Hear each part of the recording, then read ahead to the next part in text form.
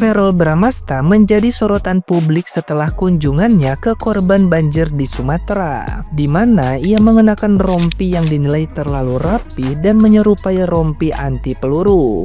Penampilannya memicu kritik sinis dari netizen yang budiman yang menuduhnya bertingkah seperti di medan perang dan mempertanyakan kebersihan pakaiannya saat berada di lokasi bencana. Verrell segera mengklarifikasi bahwa rompi tersebut hanyalah tactical vest biasa, hadiah dari rekan TNI Angkatan Laut, dan menegaskan bahwa itu umum digunakan untuk kegiatan peninjauan lapangan, bukan atribut berlebihan seperti yang dituduhkan. Menyikapi badai kritik tersebut, ibunda Verrell, Vena Melinda, memberikan dukungan penuh melalui media sosial. Vena membagikan video penyemangat yang menyertakan kutipan bijak yang menohok para haters. Pesan tersebut menyeratkan bahwa Verrell tidak perlu menjelaskan dirinya kepada siapapun, karena pihak yang membenci tidak akan pernah percaya. Vena juga menuliskan alhamdulillah sebagai bentuk syukur dan dukungan atas kerja keras putranya, menunjukkan pembelaan total terhadap Verrell di tengah sorotan publik yang menuduhnya hanya mementingkan penampilan. Nah, gimana nih menurut netizen yang terhormat? Silahkan berkomentar ya. Ini media bisa nggak sih tolong jangan beritain yang nggak penting gitu loh. Verrell Bramasta datangi lokasi bencana memakai rompi anti peluru. Biarin aja lah. Mau pakai rompi anti peluru, mau pakai jaket kulit, mau pakai kostum Spiderman, Batman. Ya suka-suka dia aja gitu loh. Yang penting mah kita nggak mau gitu dengar berita kayak gini. Gak penting banget, tolong ya. Mending beritain yang lebih penting aja gitu Pak ya, media tolong ya. Ini ada berita viral tentang Andika Pratama ya, di acara Lapor Pak. Jadi dia datang memakai rompi. Nah, ini kembali menyinggung anggota dewan ya. Yang memakai rompi saat mau mengunjungi korban banjir. Ya, dia bilang wajar-wajar aja pakai rompi, yang nggak wajar pejabat pakai rompi. Kira-kira ini menyinggung siapa ya? Ayo tebak guys, kasih komentar ya. Guys, kenapa marah sama Verrell sih? Tahu nggak Verrell V-nya apa? Vest bro. Lagian Mas, Verrell itu kan lagi kerja, jadi wajar dong dress well. Atasannya vest, bawahannya celana katun. Itu namanya formal casual bro. Terus gaya-gayaan pakai kacamata hitam. Kata siapa kacamata itu untuk menutupi air mata perjuangan yang jatuh? Jadi stop ngeledek Mas Verrell, oke? Hidup. Pokoknya gue gak mau kalah glowing dari abang-abang yang lagi mandi lumpur tuh di Sumatera. Mandi lumpur? Kan dong bukan mandi lumpur, itu mau bersihin lumpur. Rompi apaan sih tuh? Rompi anti peluru, anti maling apa? Rompi apa sih tuh? Gue liat-liat heboh banget perasaan. Maksud gue lu lagi jagain siapa? Yang jagain kuli beras samping lo? Iya, hah? Yang bawa beras cuman timbang sekarung itu doang. Gue bilas dulu bentar. Gimana nih? Udah sama glowingnya? Itu tuh katanya tactical vest cenah. Itu vestnya mah bisa diisi banyak itu kalau kata adek mah bang. Mau adek bantuin isi nih toner, ya moisturizer tuh biar lembab. Apalagi kira-kira? Oh, facial wash. Gua kasih dah nih, facial wash 128 dari Makarizo. Udah ini aja, ramah di kantong. Jangan cuma ramah sama warga doang lu. Udah nggak usah beli yang mahal-mahal, nanti lu dihujat lagi. Lah ini juga bagus.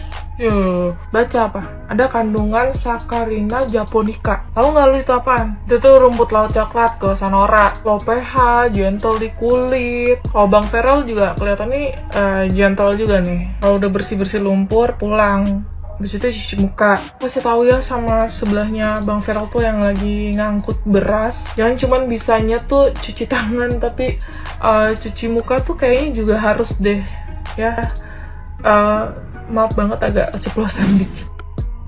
Kalau anggota DPR mau bermodalkan kegantengan, nggak bisa kerja. Nah begini nih jadinya nih, begini ya. Aku mau kasih tahu ya kamu Verrell, kalau gigolo itu ya datang cocok, butuh orang ganteng. Tapi orang yang ketimpa bencana saat ini nggak butuh orang ganteng. Orang butuh solusi, orang butuh bantuan karena mereka butuh makan, butuh rumah, butuh pertolongan, dan mau mendengar kebijakan apa yang akan dilakukan oleh pemerintah atau DPR ke depannya.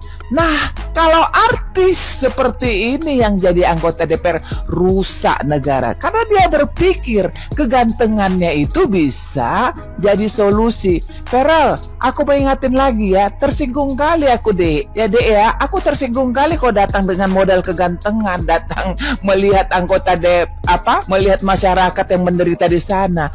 Kau kira kegantenganmu itu adalah solusi? Jijik gue ya.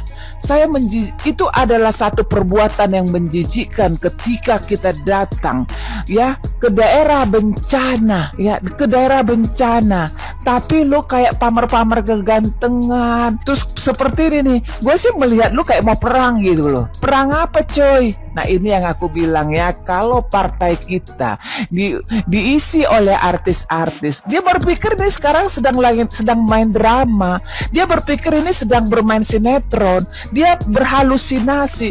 Makanya tidak akan pernah ada solusi ke negara ini kalau ada bencana, karena yang didatangkan kualitas laki-laki ganteng.